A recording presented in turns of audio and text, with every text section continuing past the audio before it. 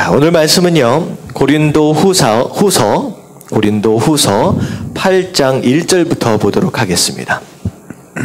우리 금요 예배는 우리 생명의 삶으로 우리 매일매일 말씀 묵상하고 있는 거, 한 주간 우리 주일날부터 시작해서 말씀 묵상한 범위를 우리 한 주간의 것을 전부 다 살펴보는 시간인데요. 자, 고린도 후서 8장 1절부터 먼저 5절까지 말씀 먼저 보도록 하겠습니다. 8장 1절부터 5절까지 한 목소리로 읽겠습니다. 다 같이 시작. 형제들아, 하나님께서 마게도냐 교회들에게 주신 은혜를 우리가 너희에게 알리노니 환난의 많은 시련 가운데서 그들의 넘치는 기쁨과 극심한 가난이 그들의 풍성한 연보를 넘치도록 하게 하였느니라.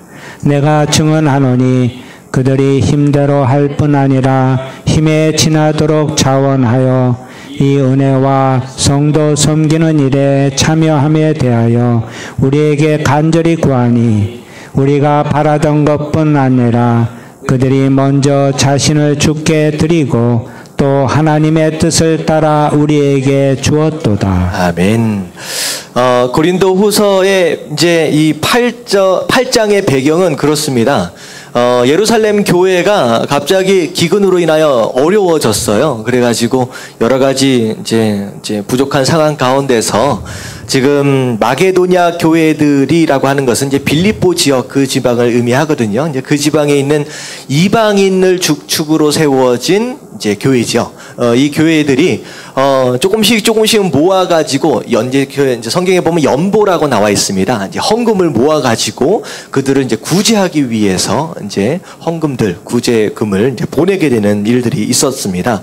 자, 그런 가운데 지금 고린도 후서를 통하여서 이제 바울 사도가 고린도 교회들에게 이야기를 하는 거예요. 자, 마게도냐 교회들, 이제 이 사람들이 어떻게 되느냐, 교회들에게 주신 은혜를 너희에게 미리 알려주고 싶다. 무슨 일이냐? 환난의 많은 시련 가운데서 그들의 넘치는 기쁨과 극심한 가난이 그들의 풍성한 연보를 넘치도록 하게 하였느니라.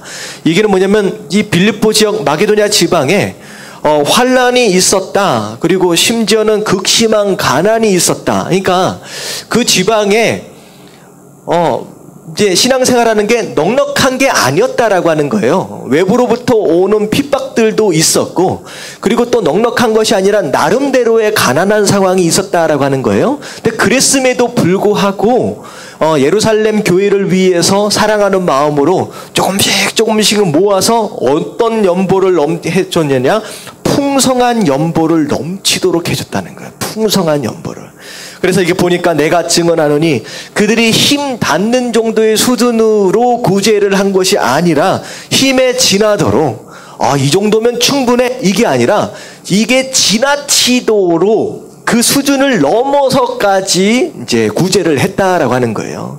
자, 이것으로 말미암아 이게 보니까 바울 사도가 그 밑에 나오는 내용을 보니까 내가 그들에게 그렇게 하라라고 강요한 것이 아니라 그들이 먼저 우리가 하겠습니다, 자발적으로 그렇게 했다라고 하는 것입니다. 지금 바울 사도가 이 마게도냐 지방 사람들에게 감동을 받고 있는 거예요. 여러분들, 이게 굉장히 중요한데, 감동이라고 하는 건 이게 있잖아요. 이제 한 번 웃으면 웃을 때 이 안에서 엔돌핀이라는 게 이제 형성이 된대요. 그러면 이 엔돌핀이라고 하는 것이 이렇게 형성이 될 때 그것이 몸에 주는 그 효과 자체는요, 다른 어떤 영양제를 먹는 것과 비교할 수 없는 강한 이제 긍정적인 영향력을 몸에다 준다라고 합니다. 근데 웃을 때보다 훨씬 더 강력한 호르몬을 만드는 그 상황이 있어요. 그때가 뭐냐면 감동의 상황이에요. 감동을 받으면 웃을 때보다 10배, 20배 이상의 그 엔돌핀이 훨씬 더 많이 만들어진대요. 감동을 받으면요, 이게 장난이 아니다라고 하는 거죠. 근데 이 감동이라고 하는 것은 어떨 때 발생을 하느냐? 이 정도면 됐지라고 하는 수준의 그 정도의 상황을 경험하면요, 감동을 받아요, 안 받아요? 안 받아요. 안 받아요. 이제 이게 연애할 때를 기억하면 좋을 것 같습니다. 연애할 때. 남자랑 여자랑 이제 연애를 하면 이제 밤이 늦으면 어떻게 해요? 남자가 여자를 집에다가 이제 데려다 주잖아요. 그러면 일반적으로 남자가 여자를 늦은 밤에 데려다 주는 것은 일반적인 상황이에요. 그래서 데려다 주면 여자가 데려줬다고 감동을 받아요, 안 받아요? 안 받. 받아요, 안 받아요? 일반적인 상황이기 때문에 별로 감동을 안 받습니다. 근데 만약에 새벽 2시, 3시에 이 여자친구가 너무 아프대. 그랬더니만 이 남자가 새벽 2시, 3시 먼 거리인데 약하고 죽하고 집에서 일일이 다 만들어가지고 새벽 3시에 들고 왔다고 생각해 보세요. 그러면 이거는 지나친 거예요? 아니면 일반적인 상황입니까? 지나친. 이건 지나친 거예요. 어떻게 보면 연애를 안 해본 사람들은 미친 거예요. 새벽 2시, 3시에 이걸 왜 싸들고 가냐는 거죠. 근데 이걸 받는 여자친구는 어때요? 마음에 감동을 받습니까? 안 받습니까? 감동을 받습니다. 이 감동이라고 하는 것은 적정 수준에 머무르는 게 아니라 적정 수준을 뭐 하는 거예요? 지나치는 거예요. 넘어가는 거예요. 그러면 누구든 감동을 받는 거예요. 똑같아요. 여러분들 하나님이 감동을 받으신다라고 한다면 어느 때 감동을 받으시냐? 적당히 이렇게 신앙생활을 하면 되지. 이렇게 하나님께 드리면 되고 이렇게 하나님께 헌신하면 되지. 이 정도 가지고는 감동이 아니라 어느 수준이 돼야 되느냐? 이거보다 너무 지나친 거 아니냐? 그렇잖아요. 신앙생활 할 때 주일날 한 번만 나오면 됐지. 이 정도에 머무르는 신앙생활이 있어요. 근데 그 정도인데 세상 사람들 생각할 때 아침마다 새벽마다 가서 기도하는 사람, 세상 사람들이 볼 때는 미친 거예요. 이건 제정신이 아닌 거죠. 그런데 그 수준, 적정한 수준을 넘어서는 하나님 앞에 그렇게 아침마다 나오려고 하고 저녁마다 나가려고 그러고 주일마다 수요일마다 금요일마다 그렇게 나가려고 하는 그런 몸부림, 어떻게 보면 적정 수준을 지나쳐버린 그런 상황, 하나님이 감동을 받으실까요? 안 받으실까요? 그렇게 되면 하나님 감동을 받으신다라고 하는 거예요. 이거 상황 보세요. 바울 사도가 마게도냐 지방 교회의 상황을 알아요. 환난 가운데 있다라고 하는 것도 알고 가난 가운데 있다라고 또 하는 것도 알아요. 어쩌면 예루살렘 교회보다 훨씬 더 가난한 교회가 마게도냐 지방의 교회일 수 있어요. 근데 예루살렘 교회를 돕는다라고 하는데 어떻게 도왔어요? 자기의 힘에 지나치도록 돕는다. 그 상황을 보니까 바울이 감동을 받는 거예요. 하나님이 감동을 받으시는 거예요. 와, 어떻게 이렇게까지 할 수 있느냐라고 하는 거예요. 여러분들, 인생은 딱 한 길밖에 없어요. 하나님이 여러분들 때문에 감동을 받으시면요, 여러분들 인생이 그냥 피는 줄로 믿습니다. 아멘. 얼마나 쉬운지 몰라요. 그냥 하나님의 마음만 움직일 수 있으면요, 그 다음부터는 하나님이 책임지신다라고 하는 거예요. 생각해 보세요. 다윗이 완벽한 사람이 아니에요. 그렇잖아요. 다윗이 죄를 짓습니다. 우리가 생각할 수 있는 그 수준의 죄가 아니라 파렴치한 죄를 다윗이 지어요. 그럼에도 불구하고 다윗을 하나님이 대놓고 책임을 지고 가신다는 거예요. 뭐 때문에 그런지 아세요? 다윗 때문에 하나님을 감동을 받으시는 거예요. 그 누구도 하나님, 심지어 하나님도 다윗 보고 내 집 지어달라고 얘기하신 적이 없어요. 그럴 필요도 없었고요. 하나님은 장막 가운데, 성막 가운데 계셨잖아요. 근데 다윗은 무엇을 생각하느냐? 내 집은 너무 좋은 거야. 백향목으로 지어놓으면 너무 좋은 거야. 근데 하나님의 집을 딱 보니까 천막 속에 계시네. 이거 이러면 안 되지. 하나님도 집 지어드려야 되는 거 아니야 라고 하는 그 말 한마디 때문에 하나님 뭘 받으셨어요? 감동 받으시는 거야. 그 다음에 하나님 뭐라고 말씀하세요? 내가 네 인생을 책임진다는 거예요. 네 혈육을 통하여 내가 누굴 내겠다? 메시아를 내겠다라고 그런 약속까지를 하시는 거예요. 그리고 나서 그 이후에 많은 죄를 지었지만 하나님이 다윗을 내리시지 않습니다. 그 감동 한 번에. 여러분, 뭐가 인생을 살아가는 방법이냐? 다른 사람들의 마음을 얻으려고 애쓰지 마시고, 요즘 연말이잖아요.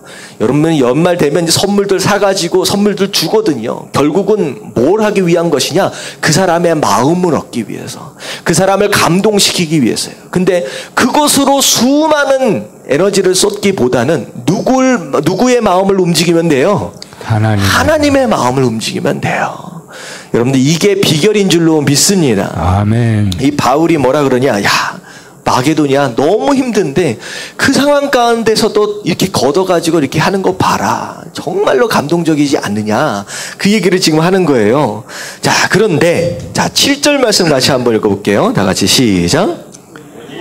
너희는 믿음과 말과 지식과 모든 간절함과 우리를 사랑하는 이 모든 일에 풍성한 것 같이 이 은혜에도 풍성하게 할지니라. 자, 이게 무슨 말이냐면 이 고린도 교회가 이 마게도니아 지방 교회하고 비교했을 때 이 연보, 구제, 헌금을 잘 한 거예요? 잘 못한 거예요? 잘 못한 거예요. 이게 무슨 말이냐? 오직 너희는 믿음과 말과 지식과 모든 간절함과 우리를 사랑하는 이 모든 일에 풍성한 것 같이. 다시 말하면 말로는 믿음 있다 얘기를 해. 말로는 하나님을 잘 안다라고 얘기를 하고, 내가 말로는 하나님을 사랑한다라고 얘기하고, 심지어 말로는 내가 바울 사도를 사랑한다고까지 얘기를 한다는 거예요. 풍성하게. 근데 실제로 현실로서는 그런 모습을 보여요? 못 보여요? 못 보인다는 거예요. 네가 말로 그렇게 얘기하는 것처럼 이 은혜에도, 이 은혜는 구제예요. 구제 사명입니다. 이 은혜에도 좀 풍성하게 좀 해라. 그래서 결론이 뭐냐? 이제 8절 말씀 같이 한번 읽어볼게요. 시작.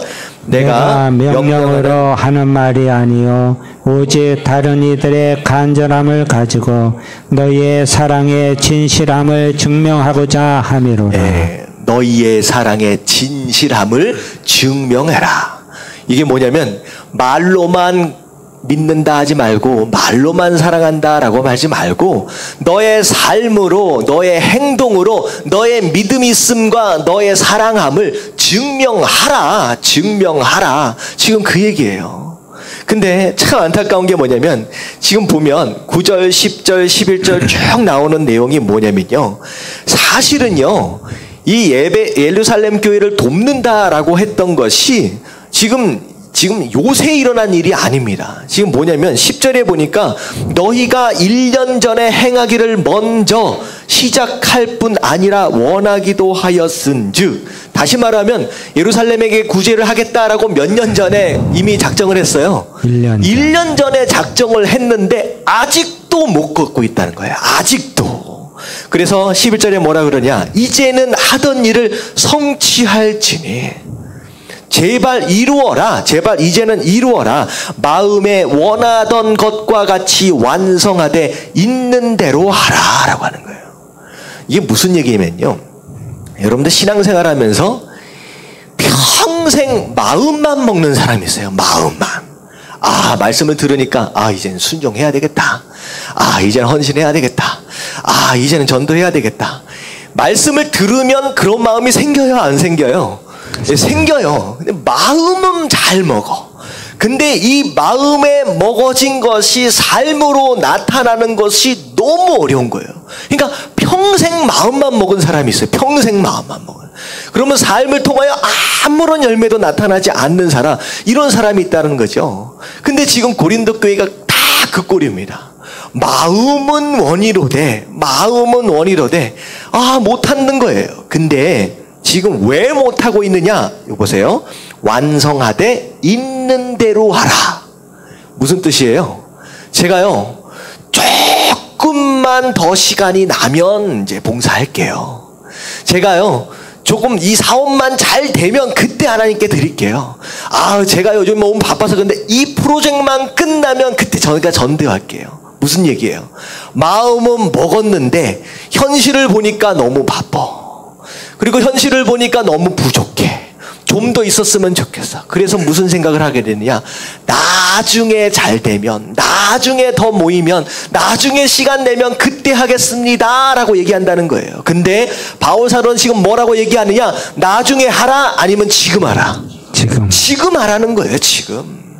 하나님께서 너에게 그런 감동을 주실 때에는 지금 네가 가지고 있는 그 시간 가지고, 네가 가지고 있는 그 재정 가지고 할 수 있는 만큼 하라는 거예요.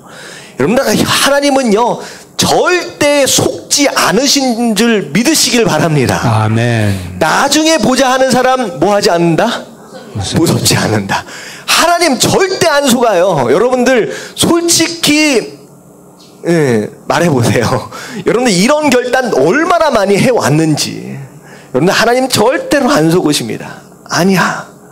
지금 네가 100만 원 벌을 때 11조 얼마예요? 100만 원 벌을 때 10만 원. 그거 못하면 1000만 원 벌 때 얼마 내야 돼요? 100만 원. 여러분들 절대 못합니다. 여러분 이게 사람 마음이에요. 이게 욕심이에요. 10만 원 벌 때 10,000원이면요 어떻게 보면 10분의 1 똑같은 것 같아서 드릴 수 있을 것 같죠? 여러분들 1억을 벌면요 얼마를 내야 돼요? 1000만 원 못 냅니다. 못 내요. 이 얘기예요. 지금 여러분 자녀들에게 이걸 가르쳐야 돼요. 용돈을 10,000원을 주더라도 1,000원을 구별할 줄 아는 걸 가르쳐야 돼요. 그래야 나중에 1억을 벌든 10억을 벌든 그때 하나님의 것으로 구별할 줄 알지, 지금부터 가르치질 않으면요 평생 못합니다. 평생 못해요. 더 벌으면 넉넉해질 것 같지만 절대 그렇지 않다라고 하는 거예요. 보세요. 마게도냐 교회 가난해요. 가난한데 걷어져요. 하지만 고린도 교회 부자 교회예요. 그런데 못 걷고 1년 동안 못 걷고 있는 거예요. 뭐 때문에? 나중에 하겠다. 넉넉해지면 하겠다. 안정되면 하겠다. 여러분들 안정되는 날은 평생 기다려도 오지 않습니다. 여러분 한가한 날은요 평생 기다려도 오지 않아요. 제가 어떤 장로님을 만났는데 이게 이제 강의를 하시면서 교수 생활 하시는 분 같아요. 근데 이미 은퇴를 하셨대요. 여러분들 은퇴를 하면 한가해질 것 같습니까? 예? 아니에요. 은퇴를 하면 더 바빠. 만날 사람이 이렇게 많은데 더 바빠요. 바울 사도가 뭐라고 얘기하냐? 나중에 미루지 말고 네가 있는 거 그거 하나님이 다른 거 원하는 게 아니라 너에게 준 바로 지금의 그것으로 봉사하고 헌신하라 라고 하나님 말씀하시는 거예요. 여러분들 믿음으로 받을 수 있으시게 되길 주님의 이름으로 축원합니다. 아멘. 근데 이 얘기를 딱 하니까 나 쓰기도 바쁜데 나도 바쁘고 나도 모자란데 뭐 자꾸 뜯어갈라 그래. 나 거지 만들라 그러냐. 그런 마음이 있을 수 있다는 거예요. 사실 바울 사도가요 고린도 교회 속에 들어갔다 나온 사람이에요. 여러분 하나님은요 우리 속을 들어갔다 나오시는 분이에요. 다 아세요. 그래서 이 얘기까지 합니다. 13절 말씀 같이 한번 읽어볼게요. 다 같이 시작. 이는 다른 사람들은 평안하게 하고 너희는 곤고하게 하려는 것이 아니요 균등하게 하려 함이니. 무슨 말씀인지 아시겠죠? 자꾸 내라, 구제해라, 헌금해라 그러니까 아이고 이거 우리 가난하게 만들려고 그러는 거 아니냐 그렇게 생각하지 하고 얘기하는, 그렇게 생각하지 아니야. 오히려 너가 하나님께 드리고 구제하고 이 모든 것들로 인하여 어떻게 된다고요?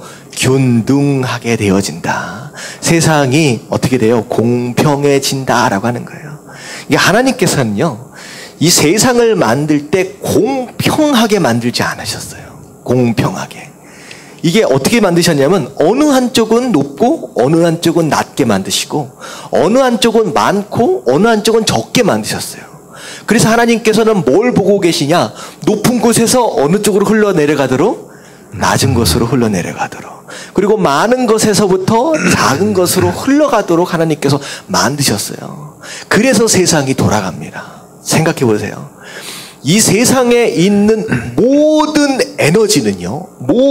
에너지는 무엇을 통하여 만들어지느냐? 공평함이 아니라 차이를 통하여 만들어집니다. 수력발전소 혹시 보신 적 있으세요?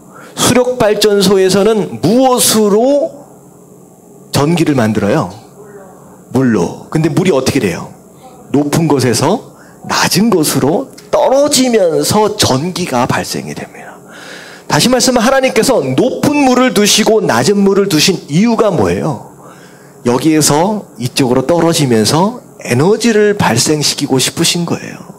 다시 말하면 높은 곳에 있는 사람은 어떻게 해야 되느냐? 낮은 곳으로 내려가야 돼요. 내려가면 내려갈수록 그 안에서 발생하는 에너지, 그 에너지로 말미암아 이 세상이 돌아가게 된다라고 하는 거죠. 그리고 이쪽에는 공기가 많고 이쪽에는 공기가 적어요. 그러면 많은 공기 쪽에서 어떻게 흘러가요? 적은 공기 쪽으로 흘러갑니다. 이걸 바람이라고 부릅니다. 고기압과 저기압. 여러분들 풍력은 바로 이것을 통하여 에너지를 만드는 거예요. 하나님께서 누군가에게 좀 더 주신 것이 있다라고 한다면 그 사람만 잘 먹고 잘 살아라가 아니라 무슨 뜻이에요? 그것을 통하여 흘려보내라. 나눠라. 그것을 통하여 에너지를 발생시키고 싶다라고 하는 거. 여러분들이 조금 누군가보다 더 받으신 것이 있다라고 한다면 흘려보낼 수 있는 저와 여러분들 되시길 주님의 이름으로 축원합니다. 아멘. 그래서 15절 말씀 같이 한번 읽어봅니다. 시작. 기록된 것 같이 많이 거둔 자도 남지 아니하였고 적게 거둔 자도 모자라지 아니하였느니라. 네, 이건 만나에서 나오는 얘기예요. 출애굽에서 많이 거뒀지만 또 적게 거뒀지만 누구 한 사람 모자라거나 누구 한 사람 남지 않았다. 무슨 일일까요? 뭐 때문에 이런 일이 일어났어요? 나누는 일들이 있으니까 누구 하나 어려움 당하지 않는다라고 하는 거 여러분들 깨달아지시길 주님의 이름으로 축원합니다. 아멘. 아멘. 자, 그리고 나서 이제 16절로 좀 넘어오겠습니다. 16절로 이제 전체를 다 읽지는 않고요. 좀 설명을 좀 드릴게요. 예, 그런데 이제 연보에 대해서 이제 구제 헌금에 대해서 얘기를 하다가 결국은 구제 헌금이 모아지게 되면 모아진 구제 헌금을 예루살렘 교회로 전달하는 사람이 있어야 되잖아요. 근데 돈에 대한 것은 굉장히 중요합니다. 이게 잘못하다가는 시험 들 수 있으니까. 그래서 이 바울 사도가 누굴 보냈느냐? 디도라고 하는 믿을 만한 제자 한 사람을 보냅니다. 믿을 만한 제자 한 사람. 근데 이 제자 한 사람을 보내면서 사실은 고린도 교회 사람들은 디도를 모르는 상태잖아요. 그러니까 디도를 설명해 주는 거예요. 이 사람은 정말로 믿을 만한 사람이다. 충성된 사람이다. 이 사람한테 돈 줘도 떼어먹지 않을 것이다. 괜찮다. 맡겨라. 라고 하면서 설명하는 내용이 16절부터 19절까지예요.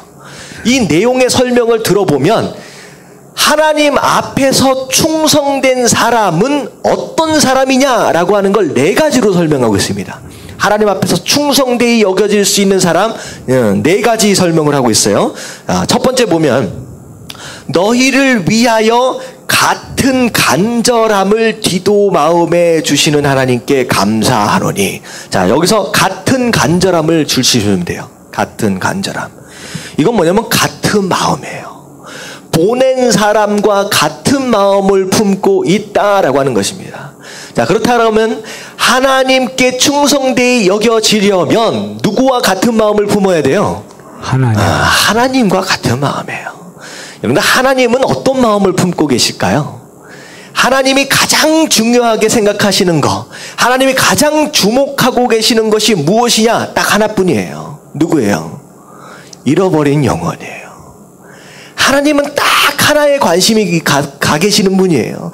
어떻게든 한 영혼이라도 구원하고 싶다라고 하는 그 마음이라는 거예요. 그렇다라고 한다면 우리가 하나님 앞에서 충성되이 여김을 받으려면 어떤 마음을 품어야 되느냐? 하나님과 같이 영혼에 관심을 가져야 돼요. 잃어버린 영혼. 나로 인하여 복음이 증거되어지고 구원되어져야 할 그 영혼을 관심을 가져야 된다라고 하는 거. 여러분들 하나님과 한 마음을 품으시게 되길 주님의 이름으로 축원합니다. 아멘. 하나님은 영혼에 관심이 많아. 근데 나는 뭐에 관심이 많아요? 이 세상의 돈, 이 세상의 성공, 이 세상의 행복, 이거에 관심 많아요. 제가 참 안타까운 게 뭐냐면 다 그러지는 않을 거라고 믿습니다. 근데 뭐 제가 이제 한국에 온 지 한 1년 반 정도 됐어요. 그러면서 여러분들 목사님들 좀 설교들을 좀 듣는데 참 안타까운 게 뭐냐면 거의 전체의 내용, 말씀에 대한 내용이 이 땅을 살면서 어떻게 성공할 것이냐라고 하는 거예요. 이 땅을 살면서 어떻게 하면 행복할 것이냐라고 하는 거예요. 여러분, 이게 하나님이 관심을 갖고 계시는 거예요? 여러분, 이 땅을 살면서 성공하는 것이 목표입니까? 이 땅을 살면서 나 행복한 게 목표입니까? 이게 전부 다예요. 이건 아니라는 거예요. 여러분들, 하나님이 지금 뭐에 관심을 갖고 있는지를 우리가 알아야 돼요. 이 세상 사람들 참 어떻게 보면 종교 생활하는 사람들 너무 많습니다. 나 행복해지기 위해서, 내 가정 성공하고 내 가정 잘 되기 위해서, 내 자식 잘 되기 위해서, 내 남편 직장 잘 되기 위해서 그냥 하나님이 필요한 사람들이에요. 다시 말하면 내 성공과 내 행복을 위해서 하나님을 이용하는 사람들이 많습니다. 여러분, 이게 앞뒤가 바뀐 거죠. 여러분, 진짜 신앙생활은요, 내 뜻을 이루는 게 아니라 하나님의 뜻을 이루는 겁니다. 아멘. 아멘. 여러분, 이게 너무 중요해요. 정말 하나님께서 한국 땅에 저를 보내신 이유가 있다라고 한다면 저를 하여금 이 말씀을 증거하고자 하시는 것 같아요. 이게 아니야. 뒤바뀌었어요.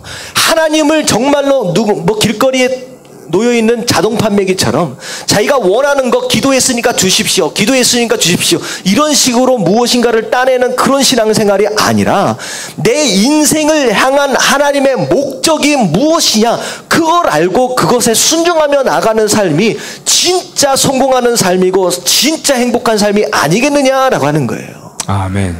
성경을 보십시오. 다윗이 자기 뜻을 이루었습니까? 모세가 자기 뜻을 이루었습니까? 아니요. 아브라함이 자기 뜻을 이룬 게 아니에요. 하나님께서 그 10년 가운데 계획하고 계시는 그 풍성한 계획을 아브라함이 따라서 가는 거예요. 다윗이 따라서 가는 것이고 모세가 따라서 가는 거예요.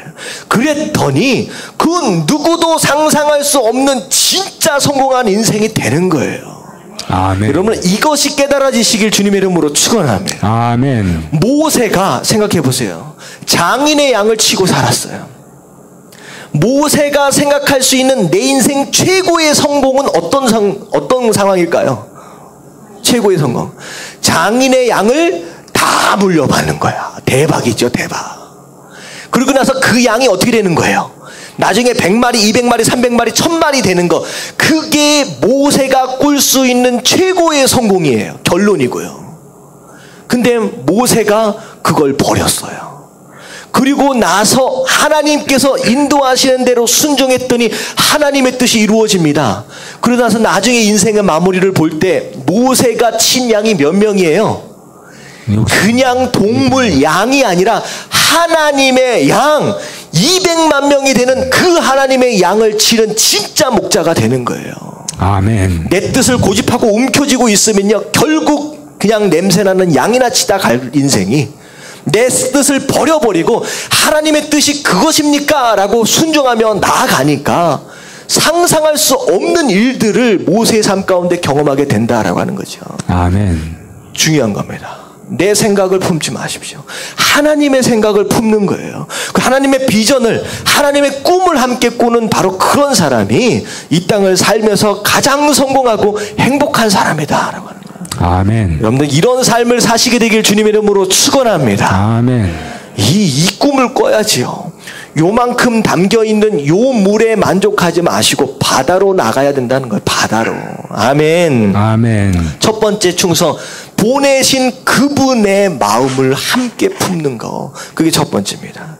두 번째가 무엇이냐? 더욱 이 17절에 보니까 그가 권함을 받고 더욱 간절함으로 자원하다. 이거 뭐냐면 원해서 갔다라는 거예요. 기쁜 마음으로 스스로 원해서. 이런 사람이 있어요. 하나님이 가자라고 하니까 버텨. 끝까지 버티다가 결국은 어떻게 돼요?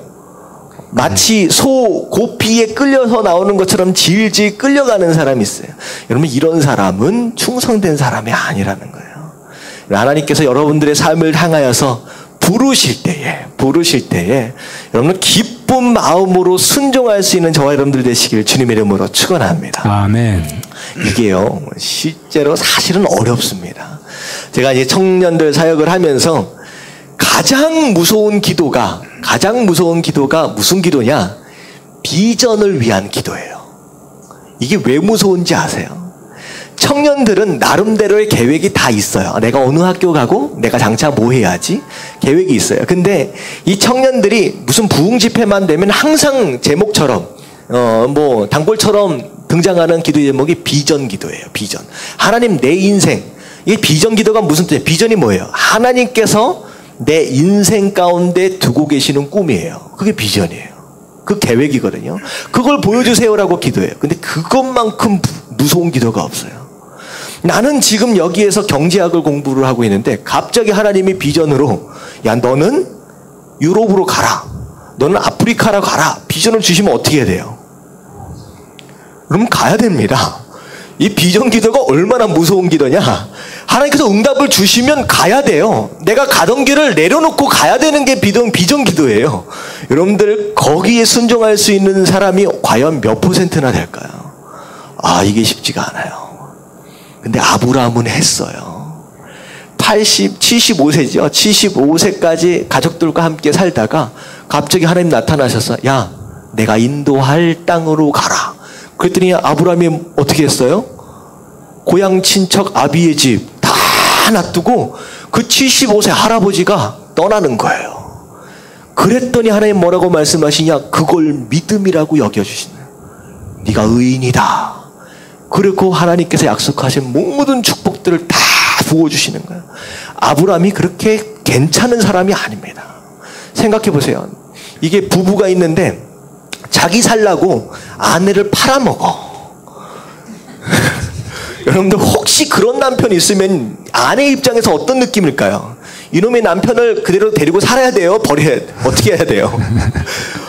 진짜 이런 남편은 남편도 아니죠. 지 살라고 아내를 팔아먹는 남편이 무슨 남편입니까? 저도 남편인데 여러분들 그게 아브라함의 현주소였어요. 그렇게 대단한 사람이 아니었어요.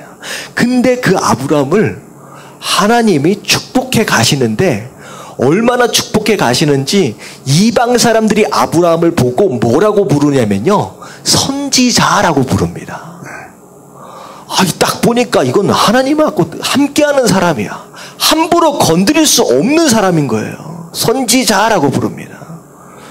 여러분들 하나님께서 부르실 때 기쁨으로 움직이고 순종할 수 있는 바로 그런 모습이 너무 중요하다. 그게 충성이다라고 말씀하시는 거예요.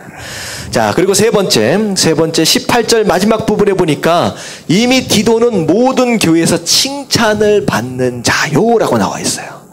이 얘기는 뭐냐면 지금 굉장히 중요한 사명을 맡겼는데 그 사명을 맡길 수 있는 신뢰는 어디에서 왔느냐? 그 전에 교회에서 그 사람이 어떻게 사명을 감당했느냐, 그걸 보신다는 거예요. 자, 다시 말하면 큰 일을 맡기실 때 뭘 보고 신뢰하는 거예요? 그 전에 주어졌던 작은 일에 충성하는 것을 보고 이 사람은 큰 일, 이 일도 맡겨도 되겠구나라고 하나님께서 인정해 주신다라는 거예요. 그게 칭찬받는 자라는 거예요. 마찬가지입니다. 다윗이 아버지의 양을 얼마나 성심성의껏 맡겼느냐, 그걸 보시고 하나님 뭐라고 말씀하시냐? 내가 그걸 보고 내가 내 백성, 내 양을 맡겼다라고 얘기하는 거예요. 여러분, 지금 오늘 하루 주어진 거 별것이 아니다라고 생각할 수 있지만 그 일에 충성을 다하십시오. 그걸 근거로 큰 일을 맡기신다는 거예요.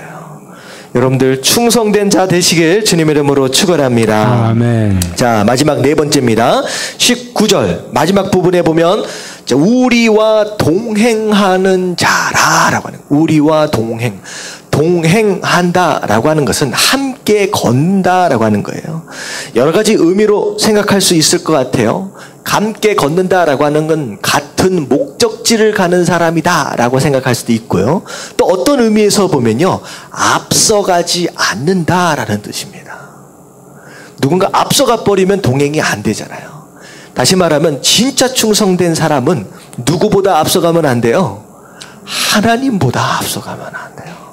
하나님보다 앞서가면. 하나님보다 앞서가지 않으려면 반드시 뭐 하는 사람이어야 되느냐? 기도하는 사람입니다. 하나님이 지금 어디까지 가시느냐라고 하는 걸 보고 발걸음과 템포를 맞춰갈 줄 아는 사람, 이게 굉장히 중요한 거예요. 제가 다음 달이죠. 이제 제 동생이 이제 결혼을 합니다. 그런데 갑자기 이제 계기가 돼서 저기 하전도사님 찬양 너무 잘하시잖아요. 하전도사님한테 축가를 부탁을 했어요. 축가를 부탁했는데 하전사님이 혼자 너무 뻘쭘하다고 갑자기 저를 갖다가 끌어들여가지고 저랑 같이 이제 축가를 하게 된 거예요. 그래가지고 결혼식에 근데 나름대로 이제 하전사님 너무 잘하시니까 이제 저는 이제 같이 묻어서 이제 가려고 생각을 하고 있는데 그러면 연습을 일단 좀 해보자라고 해가지고 이제 지지난주 이번 주 해가지고 이제 연습을 좀 했습니다. 근데 중요한 게 뭐냐면 아무리 노래를 잘해도 어떻게 해야 돼요? 같이 가야 돼. 같이 안 가니까 중간에 박자가 엉키니까 이건 정말 못 들어주겠더라고. 이런 노래를 해도 같이 가야 아름답습니다. 다시 말하면 하나님과 동행한다라고 하는 것은요, 같이 발걸음을 맞춰간다라고 하는 거. 하나님이 얼마나 어떤 속도로 어떤 템포로 어떤 보폭으로 나갔냐라고 하는 걸 우리가 민감하게 보려면 뭐 할 수밖에 없느냐? 기도할 수밖에 없어요. 하나님, 내가 오늘 하루 어디까지 가야 합니까? 라고 하는 걸 기도로 응답을 받아야 돼요. 그렇지 않으면요, 나 혼자 한참 앞장서서 가고 실제로 나 혼자 저기 가 있어. 방향이 잘못되어 있으면 어떻게 돼요? 한참 갔다가 어떻게 돼요? 나중에는 또 돌아와야 돼. 그러니까 인생이요, 이 템포와 박자를 방향을 못 맞추면 결국 어떻게 되느냐? 뺑글뺑글 돌아오는 인생이 된다는 거예요. 그래가지고 뭔가 열심히 산 것 같은데 결국은 내 손에 잡히는 열매는 몇 개가 없는 정말 허탈한 인생이 될 수밖에 없다라고 하는 거. 이게 이제 보폭을 맞춰가는 발견. 그래서 제가 4가지를 말씀을 드렸어요. 자, 첫 번째, 충성된 자는 하나님과 어떤 마음? 같은 마음. 자, 2번째는 시켰더니 막 억지로 해야 된다고요? 아니요. 기쁜 마음으로 자원하는 마음. 3번째 뭐예요? 칭찬받는 자. 작은 일에 이미 충성함으로 이미 신뢰를 얻은 자여야 된다라고 하는 거. 자, 4번째, 그분과 동행하는 자, 보폭을 맞춰가며 기도함으로 보폭을 맞춰갈 줄 아는 사람, 바로 그런 사람이 되어야 된다라고 하는 거. 여러분들, 바울 사도가 디도를 믿고 보낸 것처럼 하나님께서도 여러분들을 믿고 보내실 수 있도록 충성된 자 되시길 주님의 이름으로 축원합니다. 아멘. 자, 그래서 20절부터 쭉 나오는 내용은, 자, 그렇게 믿을 만한 디도를 보냈으니까 걱정하지 말고 그냥 맡기면 된다라고 하는 그런 내용입니다. 자, 그 다음으로 넘어갈게요. 자, 그 다음으로 넘어가서, 자, 2절 말씀, 9장 2절 말씀 같이 한번 읽겠습니다. 다 같이 시작. 이는 내가 너희의 원함을 알미라. 내가 너희를 위하여 마게도냐인들에게 아가야에서는 1년 전부터 준비하였다는 것을 자랑하였는데, 과연 너희의 열심이 퍽 많은 사람들을 분발하게 하였느니라. 네, 어떻게 보면 이게 칭찬인 것 같지만 약간 찔리는 말이에요. 그러니까 구제헌금을 가장 먼저 거두기 시작했던 지방은 어디였느냐? 고린도 지방이에요. 고린도 지방. 그랬는데 고린도 지방에서 구제헌금을 한다. 야, 고린도 지방 성도들 너무 좋다라고 하면서 바울이 주변에 있는 교회들한테 자랑을 하고 다녔어요. 그랬더니만 자랑을 했더니만 그 주변에 있는 교회들도 우리도 해야지 하면서 걷어들이기 시작했는데, 나중에 어떻게 됐냐? 1년이 지나고 나니까 주변에 있는 교회들은 이미 많은 구제헌금을 걷어서 예루살렘으로 가져다 주기 시작했는데, 고린도 교회는 시작은 먼저 했지만 어떻게 되는 거예요? 아직도 제대로 마무리를 못하고 있는 거예요. 그러니까 처음 된 자가 어떻게 된 거예요? 나중돼 버린 거예요. 여러분들, 오래 믿었다고 자만하지 마시고요, 분발하시길 주님의 이름으로 축원합니다. 아멘. 요즘 이게 갑자기 은혜 받은 사람들은 오히려 더 앞서갈 수 있어요. 그러니까 얼마나 창피한 상황이 되는 거예요. 그래서 바울 사도가 야, 나중에 창피하 당하지 않게끔 제발 좀 마무리를 좀 했으면 좋겠다, 그 얘기를 하는 거예요. 그래서 4절 보면요, 혹 마게도냐인들이 나와 함께 가서 너희가 준비하지 아니한 것을 보면 너희는 고사하고 우리가 이 믿었던 것에 부끄러움을 당할까 두려워하노라. 무슨 얘기인지 아시겠죠? 누가 부끄러움을 당해요? 너희뿐만 아니라 자랑하고 다녔던 나도 창피를 당하게 되니까 제발 좀 창피 좀 당하지 않게 그렇게 좀 거둬라 라고 얘기를 합니다. 자, 그리고 나서 7절 말씀 같이 보도록 하겠습니다. 시작. 각각 그 마음에 정한 대로 할 것이요 인색함으로나 억지로 하지 말지니 하나님은 즐겨내는 자를 사랑하시느니라. 예, 구제 헌금뿐만 아니라 뭐 하나님 앞에 드려지는 헌신의 모습들, 그 모든 것들을 포괄해서 말씀하시는 거예요.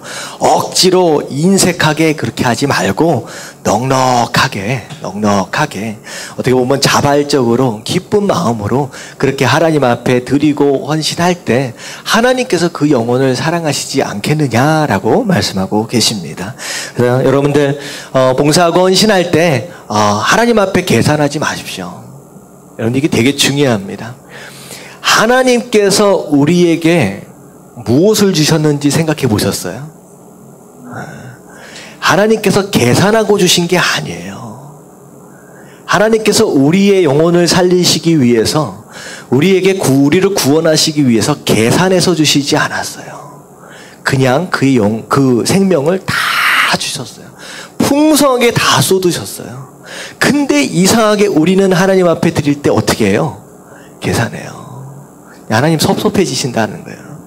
그러니까 하나님께 우리가 무엇을 받았느냐, 무엇 어떤 은혜를 경험했느냐라고 하는 걸 생각해 보세요. 풍성하게 쏟아주신, 정말로 물이 피와 물을 다 쏟으시기까지 다 주신 그것을 생각할 수 있다라고 한다면 우리가 하나님께 인색하면 안 된다라고 하는 거죠. 저는 이 말씀을 어떤 재정적인 그런 부분만을 말하고 있지는 않습니다. 여러분들이 하나님 앞에 드려질 것은 재정뿐만 아니라 여러분들의 건강도 하나님 앞에 드려야 하고요. 여러분들 하나님께 시간도 드려야 하고요. 드릴 수 있는 게 너무 많거든요. 근데 하나님 앞에 계산함으로 말미암아 인색하게 나오면요, 여러분 하나님도 계산하기 시작했다고 생각해 보십시오. 하나님이 계산해서 우리를 축복하신다라고 한다면 어려워집니다. 여러분들 인색하게 하지 마시고요, 정말로 받은 사랑에 합당한 그런 드림이 있어지길 주님의 이름으로 축원합니다. 아멘. 제가 웬만해서는 헌금 얘기 안 하는 거 아시죠? 저희 교회는 강조하는 건 딱 하나밖에 없어요. 뭐 이것저것 뭐 내라 절대 그런 말 안 합니다. 저는 딱 강조하는 건 딱 하나. 뭐만 잘하면 돼요? 예배만 잘 삼착하라. 저는 예배가 생명입니다. 예배가 하나님과의 만남이기 때문에 거기에서 능력이 나와요. 그게 가장 핵심입니다. 저는 강조하는 건 다른 거 없어요. 예배만 잘 참석할 수 있으면 그걸로 만족해요. 이런 교회 별로 드뭅니다. 괜찮은 교회예요. 신앙생활하기 참 쉽습니다. 예배만 잘 나오면 돼. 별로 얼굴이 인정하는 얼굴이 아니에요. 아니 그렇다니까요. 다른 게 한번 가보세요. 뭐 헌금 내라, 우리 건축해야 돼요. 좀 이따. 근데 건축 헌금 내라는 소리 한 적 있어요, 없어요? 없어요. 아니 솔직하게 얘기하세요. 없잖아요. 저는 강조하는 거는 돈이 아니에요. 예배만 참석하면 돼요. 여러분 정말 예배를 통하여 진짜 하나님의 사랑을 경험하면요, 드리지 말라고 해도 드려요. 억지로 드리라 하면요, 궁시렁 조금 나옵니다. 저는 그런 거 하나님께서 챙기실 분은 아니에요. 예배에 성공하면요, 진짜 하나님을 만나면요, 드리지 말라고 해도 드려요. 그게 감동을 받은 사람의 신앙생활이에요. 이게 진짜입니다. 저는 다른 거 강조 안 해요. 제발 예배만 잘 드려요. 예배만 잘 드려요. 아멘. 아멘. 자, 그래서 8절 말씀 같이 한번 읽을게요. 다 같이 시작. 하나님이 능히 모든 은혜를 너희에게 넘치게 하시나니 이는 너희로 모든 일에 항상 모든 것이 넉넉하여 모든 착한 일을 넘치게 하게 하려 하심이라. 네, 하나님께서 이미 너희에게 모든 은혜를 넘치도록 줬다.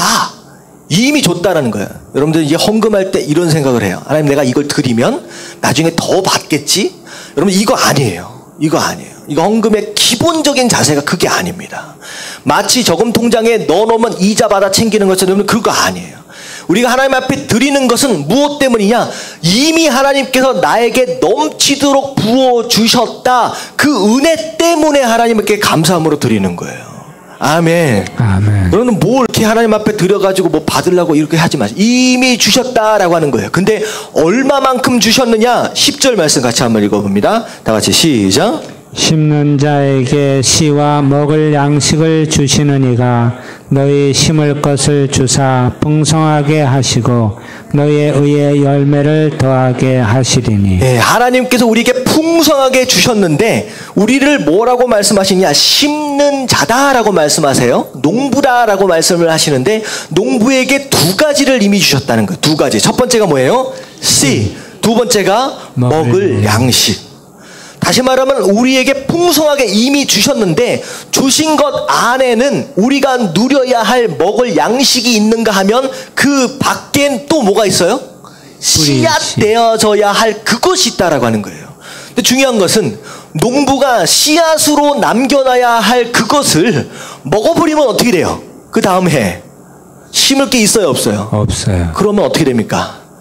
그 다음에는 굶어 죽는 거예요. 이게 굉장히 중요합니다. 여러분들이 지금 누리고 있는 그 축복들 안에 내가 먹을 것으로 주신 양식이 무엇이냐? 그리고 앞으로 다음을 위해서 심어야 할 양식으로 주신 것이 무엇이냐? 씨앗으로 주신 것이 무엇이냐라고 하는 걸 구별하라는 거예요. 구별하라는 거예요. 그리고 어떻게 해라? 씨앗으로 주신 것은 뭐하라? 심어라 라고 말씀하신 거예요. 심어라. 그래야 네가 산다는 거예요. 여러분들 씨앗으로 주신 것을 구별하십시오. 그리고 심는 자 되시길 주님의 이름으로 축원합니다. 아멘. 근데 중요한 게 뭐냐면 심었더니 거두게 될 양식이 무엇이냐, 열매가 무엇이냐 11절부터 나오는데요. 첫 번째가 감사예요. 심었더니 내 삶 가운데 뭐가 풍성하게 일어납니까? 감사가 풍성하게 일어납니다. 받아서 감사가 나타나는 게 아니라 그걸 심으니까 감사가 생기는 거예요. 그리고 두 번째가 무엇이냐? 하나님께 영광을 돌리게 됩니다. 제가 양이 좀 많아가지고 간단하게 설명을 할게요. 13절에 보니까 결국은 심었더니 그게 심었는데 누구에게 심었느냐? 예루살렘 교회에게 심었어요. 그랬더니 예루살렘 교회가 고린도 교회를 향하여 감사를 하게 되고 또 하나님께 영광을 돌리게 된다. 두 번째가 무엇이냐? 하나님께 영광을 돌리게 되는 거죠. 하나님께 영광을 돌리게 돼요. 그리고 나서 예루살렘 교회가 받아서 땡큐하고 끝나는 것이 아니라 14절에 보니까 그들이 너희를 위해서 기도할 것이다 라는 거예요. 간구할 것이다. 그리고 너희를 사모할 것이다.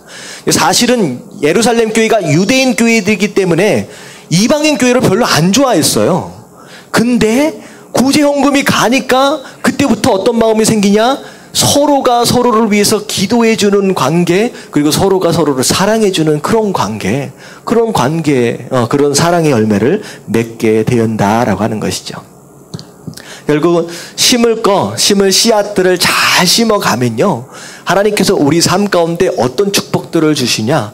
평화의 축복들을 주십니다. 피스, 평화의 축복. 모든 관계들 안에서 사랑하고 축복하는 그런 관계들이 형성되어진다라고 하는 거예요. 그래서 결국은 씨는 어디다 심는 거예요? 씨는 사람에게 심는 겁니다. 씨는 사람에게. 자, 여기까지 보고요. 조금 더 보도록 하겠습니다. 자, 그리고 10장에 넘어가서 이제 중요한 내용인데요.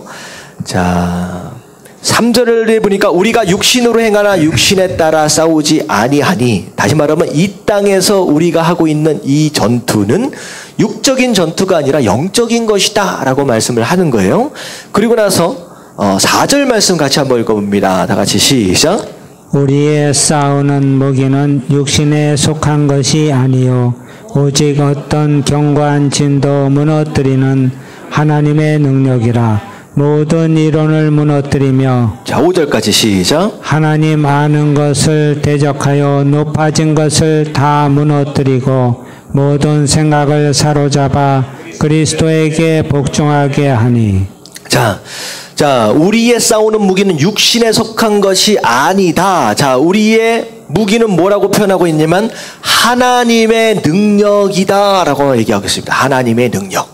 자, 하나님의 능력은 뭐 여러 가지가 있을 수 있지만 가장 중요한 것은 말씀의 능력이다라고 좀 생각을 하시면 좋을 것 같아요. 말씀의 능력. 물론 다양한 능력들이 있습니다. 말씀만 가지고 역사하시는 분은 아니지만 가장 중요한 능력은 말씀의 능력이에요. 이 말씀의 능력, 하나님의 능력은 우리 삶 가운데 자, 어떤 일들을 벌이시느냐? 자, 두 가지를 무너뜨려요. 두 가지.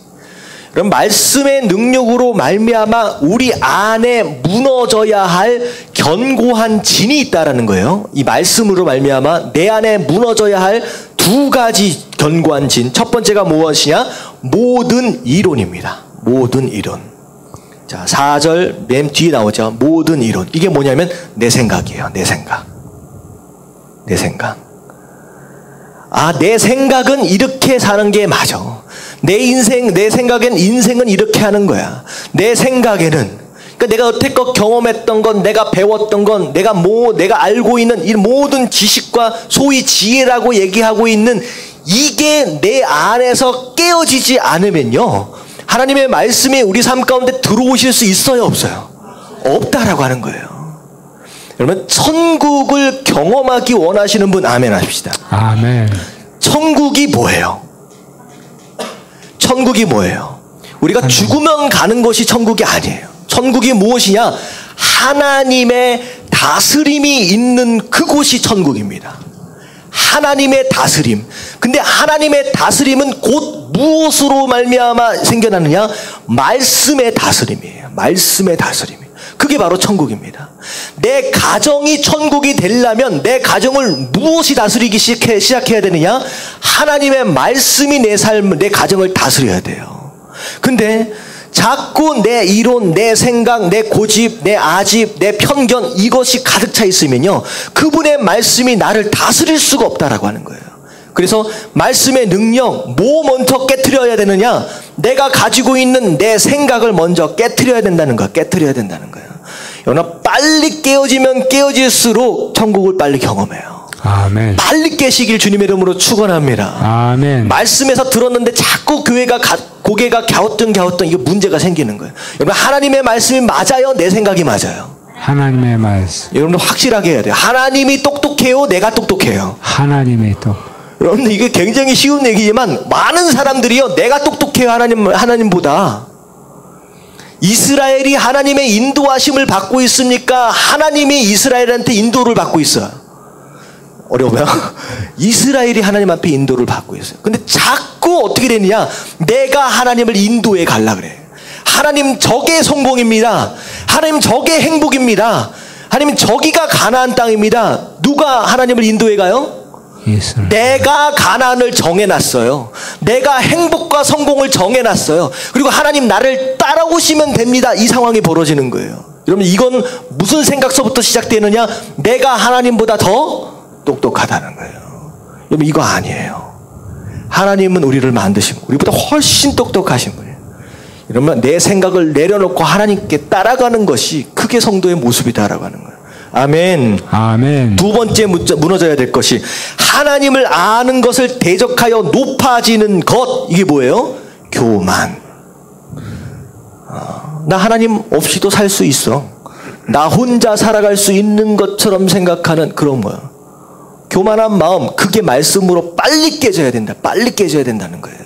아멘. 아멘. 세 번째, 자, 두 가지가 깨져야 되고요. 자, 세 번째는 어떤 모습이 돼야 돼? 이제는 그리스도에게 복종해야 된다. 이제는 내 생각 깨어버리고 내 교만한 마음 깨어버리고 이제는 하나님 말씀에 순종하겠습니다 라는 모습으로 나아가야 그때 그때 우리의 영적인 싸움에서 승리가 가능하다라고 하는 거예요. 여러분들 이렇게 살아가시게 되길 주님의 이름으로 축원합니다. 아멘. 아멘. 자, 그리고 나서 저 넘어가도록 하겠습니다. 즉 바울이 이것저것 이제 고린도 교인들에게 이제 조언을 하면서 자, 금요일 말씀 12절부터 나오는 말씀인데 자, 12절 말씀 같이 한번 읽어볼게요. 다 같이 시작. 우리는 자기를 칭찬하는 어떤 자와 더불어 감히 짝하며 비교할 수 없느라.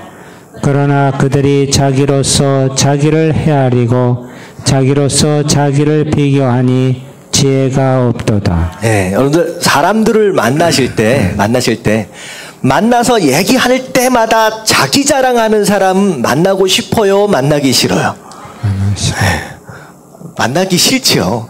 만났다 하면 자기 잘났다고, 자기 뭐 했다고, 자기 자식 자랑하고, 자기 남편 자랑하고, 자기 자랑하고, 그러면요, 참 만나기 싫어요. 어떻게 보면 꼴불견이죠.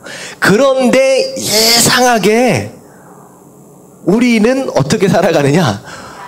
또 자기 자랑을 해요. 또 자기 자신에 대해서. 근데 바울 사도가 뭐라 그러냐? 자기가 자기를 자랑하는 것만큼 미련한 것이 없다는 거예요. 미련한 것이 없다. 이 자랑은 굉장히 중요합니다. 내가 무엇을 자랑하고 있느냐? 그게 우상이에요. 그게 우상이에요.